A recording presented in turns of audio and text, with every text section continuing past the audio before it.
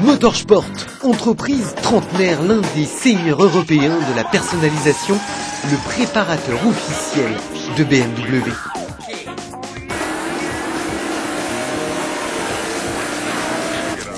Nous sommes en présence des plus puissantes berlines et coupés BMW jamais construits.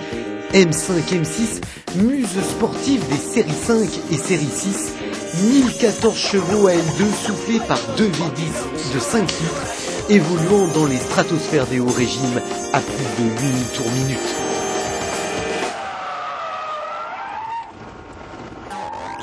Bienvenue dans un univers où l'on manie la sorcellerie mécanique, où l'on porte au paroxysme de la sportivité la puissance à l'état pur à coups de cylindres en pagaille, de gestion électronique et de chevaux à en perdre la raison. BMW Motorsport vient de bâtir 2 super sportifs de luxe dont seuls les Allemands ont le secret.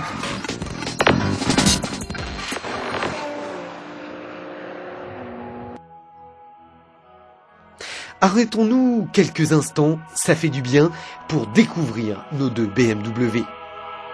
De son côté, la M5 fête ses 20 ans d'existence avec aujourd'hui le seul V10 5 litres au monde tournant à 8250 tours dans une berline de série. L'univers de la Formule 1 est passé par là.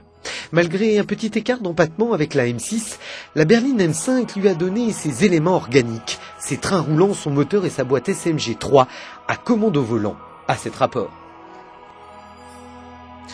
Depuis 1984, il y a eu 4 générations de M5, toutes en leur temps plus impressionnantes les unes que les autres.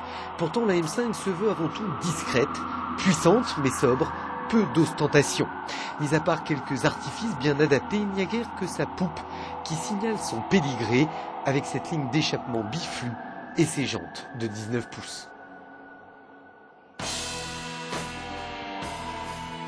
Il est vrai qu'un coupé 2+2 avec la griffe M, c'est plus chic. La M6, plus légère de 45 kg, provoque sans équivoque. La modernité de ces lignes, plus acérées que tempérées, ce regard déterminé, toucheront forcément les amateurs de belles carrosseries. Son pack M la différencie esthétiquement d'une série 6 classique.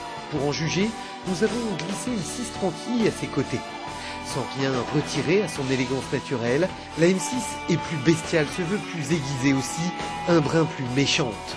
Bouclier, bas de caisse, calandre, échappement et ce fameux toit en carbone s'il vous plaît, la rendent athlétique incroyablement belle. La M6 c'est incontestable, renoue avec la tradition des grandes GT allemandes. Voilà pour l'essentiel. Le reste, c'est sur le circuit club de Magny-Cours que ça se passe, avec à mes côtés James Ruffier, notre pilote attitré pour un essai haute performance. Alors, M5, M6, 507 chevaux, V10. James, même combat ou pas?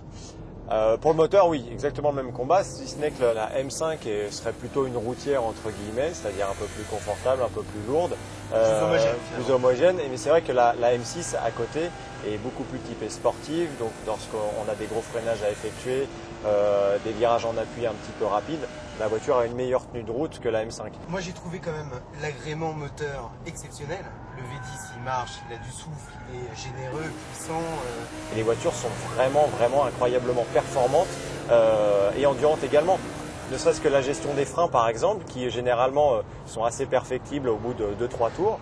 Ici on peut arriver jusqu'à 220-230 km/h, faire un freinage très tard, comme avec une voiture de course, et la voiture s'arrête la première fois, la deuxième fois, la troisième fois et encore. La boîte SMG, 3e génération, 7 rapports.